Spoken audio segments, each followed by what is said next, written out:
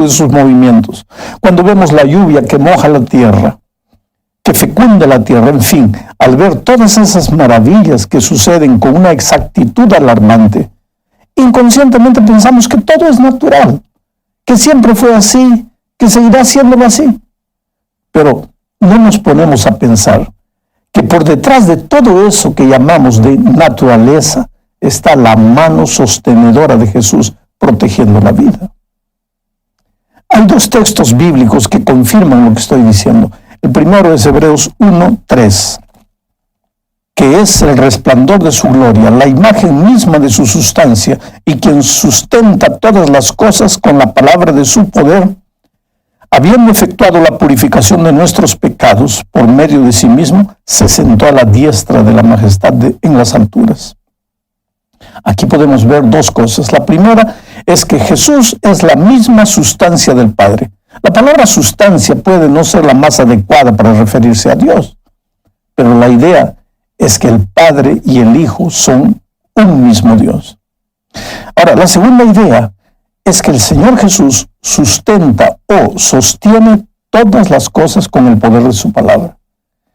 En el principio, los cielos y la tierra fueron creados por el poder de su palabra, y ahora nuevamente aparece la palabra de Dios sosteniendo al mundo y manteniendo todas las cosas en su debido lugar. Si por un momento,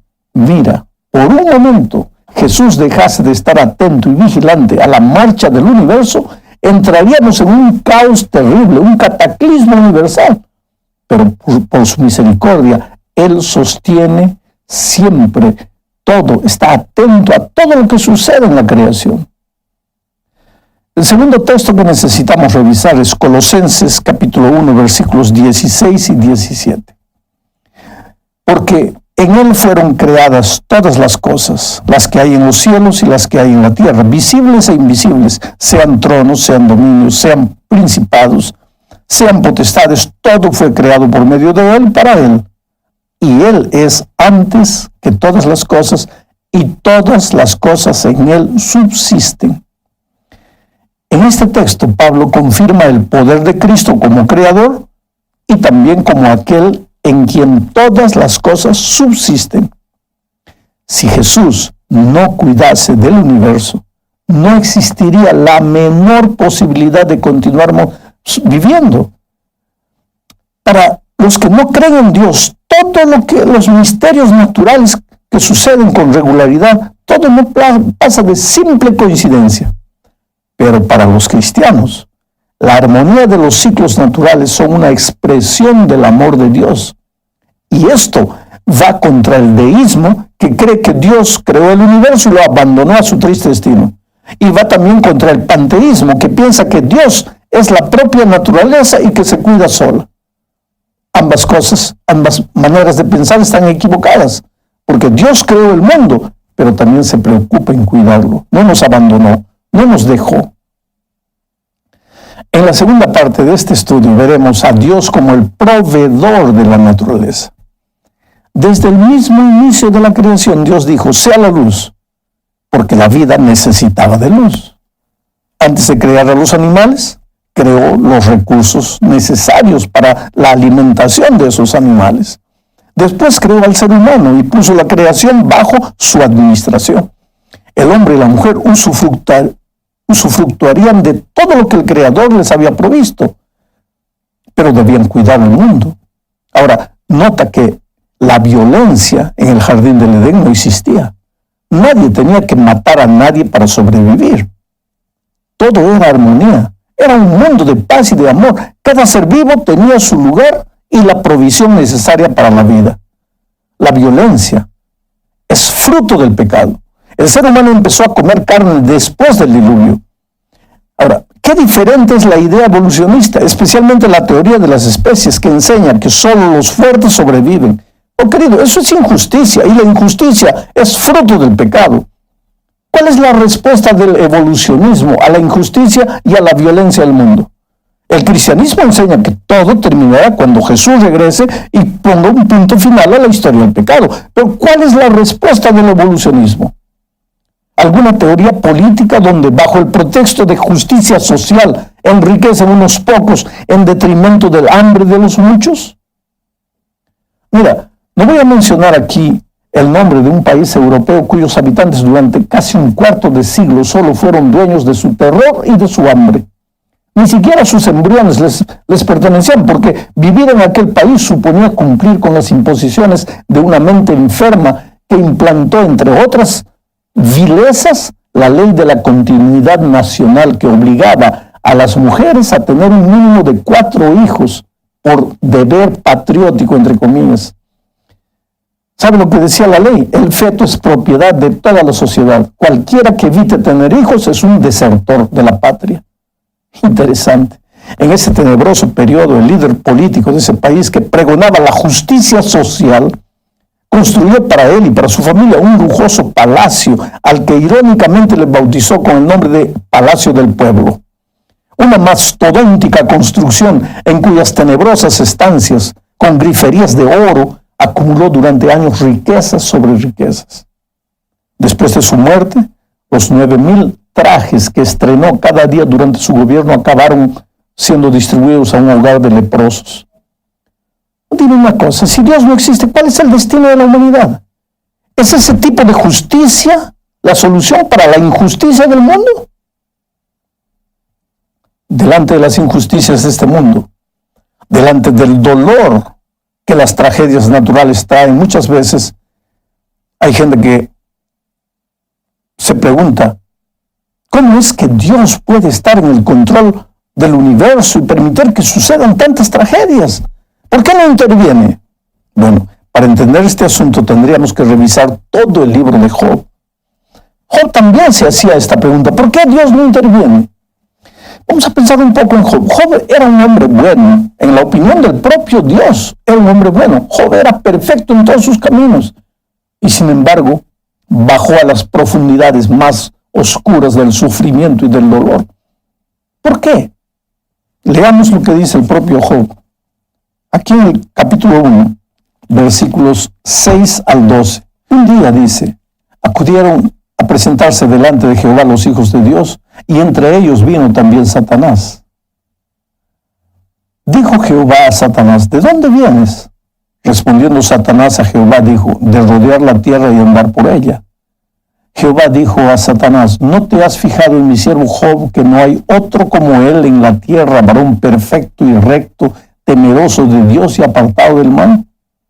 Respondiendo Satanás a Jehová dijo, ¿acaso teme Job a Dios de balde?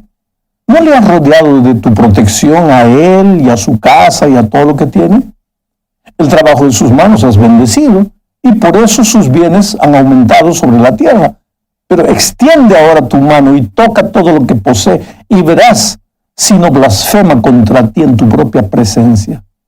Dijo Jehová a Satanás, todo lo que tiene está en tu mano, solamente no pongas tu mano sobre él. Y salió Satanás de delante de Jehová. Ahora, querido, en este texto encontramos básicamente una idea. El enemigo, refiriéndose a Job, le dice a Dios, quítale todo para que veas si no blasfema contra ti. Repara en el verbo quitar. ¿Quién es el que quita? ¿Dios o el enemigo? ¿Quién es el que te hace sufrir? ¿Dios o Satanás? El enemigo quiere que los seres humanos piensen que es Dios el que los hace sufrir. Pero la realidad es que nada de lo que te hace llorar, nada de lo que te provoca dolor, nace en la mente de Dios. El sufrimiento solo apareció después de la entrada del pecado y el originador del mal es el enemigo. Pero Dios no tiene poder para impedir que el sufrimiento originado por el diablo toque la vida de sus hijos. Claro que tiene. Pero si impide que el hombre sufra, el enemigo inmediatamente argumentaría que el hombre solo sirve a Dios porque el Señor lo cuida. Te das cuenta que en el misterio del dolor no solo está en pauta la soberanía divina, sino también la motivación del ser humano. Vivimos, querido, en un mundo de dolor. El sufrimiento es inevitable en este mundo de pecado. El dolor no es consecuencia de tu pecado, sino del pecado. Por eso sufren inclusive los inocentes. Pero Dios ha prometido que en medio del dolor jamás estarás solo. Él estará a tu lado, dándote fuerzas para llegar al fin. Y otra cosa más, como a Job, el dolor puede llegar a tu vida por un tiempo, pero después Dios te va a devolver en doble todo lo que el enemigo te quitó. Sin embargo, a pesar de que vivimos en un mundo donde el dolor es parte de la naturaleza de las cosas por causa del pecado, Dios continúa cuidando y conservando la tierra. El ser humano, con su carácter deformado por el pecado, se ha vuelto un predador de la tierra. Su ambición desmedida, su espíritu egoísta, ganancioso, destruye los recursos naturales, modifica el clima, provoca cataclismos. Pero a pesar de todo eso, Dios cuida la tierra con amor. Observa lo que dice el Salmo 65, versículos 9 y 10. Visitas la tierra y la riegas, en gran manera la enriqueces. Con el río de Dios lleno de aguas, preparas el grano de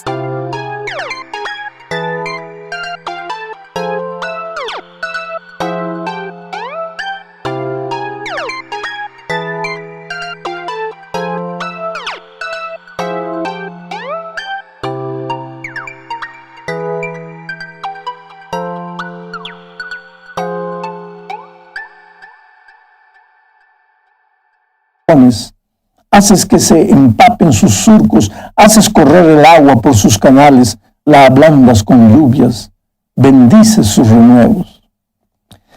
Oh, mi amigo, ¿ya imaginaste qué sería de la tierra si no lloviese? Pero que la lluvia caiga para nosotros es normal, ¿no es cierto? Ni siquiera nos ponemos a pensar que por detrás de esas gotas finas de agua hay un Dios de amor cuidando y protegiendo la tierra. A pesar de ese cuidado amoroso de Dios, sin embargo, la voracidad humana es tan grande que destruye su propio ambiente, acaba con la camada de ozono y coloca el clima de cabeza para abajo. Y los mismos científicos que provocan todo eso se preguntan después, ¿dónde está Dios? ¿Puedes entender una cosa de esas? Bueno, llegamos al fin de este estudio, hablando de Dios como proveedor de un mundo rebelde y desobediente. A pesar de la terquedad humana e insistir en su loca manera de vivir la ausencia de Dios, el Padre de Amor dice que si se preocupa con un gorrión o con un lirio del campo, se preocupará mucho más con el ser humano, que es la corona de su creación. Pero el hombre y la mujer de nuestros días parecen ignorar ese amor.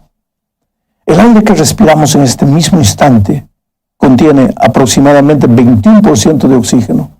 Si esa proporción se elevara un poquito que sea, digamos a 25%, nuestra atmósfera de súbito se volvería inflamable. Ahora, si bajase a 15%, sencillamente no podríamos respirar.